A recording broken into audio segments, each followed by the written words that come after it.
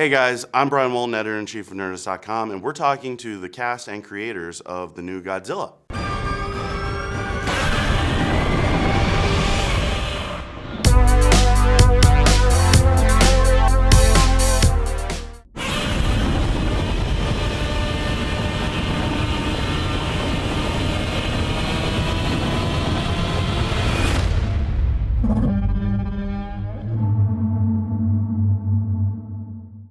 I would love to know, with a movie like this, how did Gareth approach you when you are clearly bringing the most tragic character in the film? Well, that's part of what attracted me to the film, is the role, but also that the other characters have their due in creating a sense of true drive and compassion. So this is a character-driven monster movie, which is very rare. I mean, how do you do that?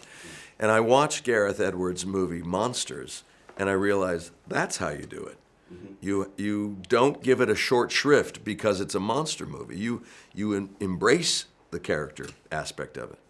Like if there was two words, like that I'd use, that we probably use the most on whilst making the film, it was epic and emotional.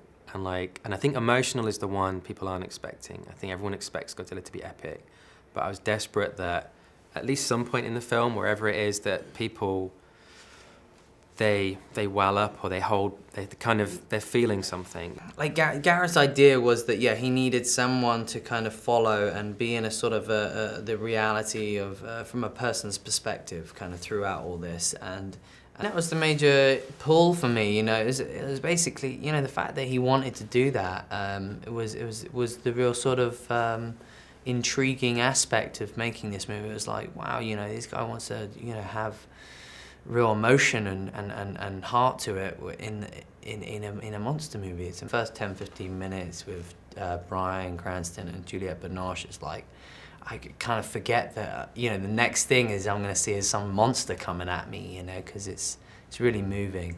He explained how everyone's role was going to be a different perspective. You'll have the doctor's perspective or the science perspective. You'll have the military perspective, and then you need one person you want to see the film from one person's point of view and maybe one of their thread. But that I was holding down the fort in San Francisco from the grounds, pre-disaster, just witnessing it from, another country point of view. You were developing this for 4 years, from 2010 to 2014 with Gareth Edwards. Nurturing a movie like that is not heard of in Hollywood. Why did you take the time with Godzilla? Because we wanted to get it right. And, it's one of those things, we didn't want to rush it out. We weren't trying to hit a date. And we're all huge fans of Godzilla at Legendary. So, we felt like when we get it dialed in and we feel like this is it, then we'll go. Tonally and the approach itself, the Godzilla design, the classic roar, all those things, we had sort of a set of rules going in. Even when we sat down with Gareth, we wanted to root for Godzilla. I certainly don't want to ruin it for viewers, but there are multiple creatures that he has to contend with. He is the king of the monsters, so if there were just one, our thought was no problem.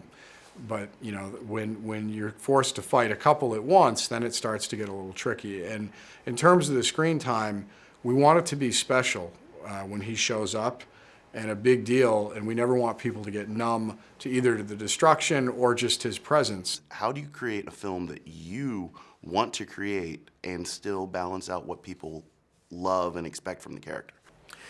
Well, though you have the responsibility of that, knowing that you have this history and this iconic character in Godzilla to carry on, you can't let that freak you out. Mm-hmm.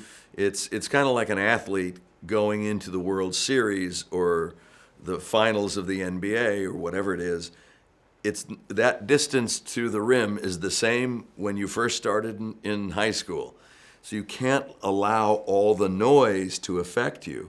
You just go do your job, focus on what you do the best you can, as honestly as you can, and keep your fingers crossed that it all comes out well.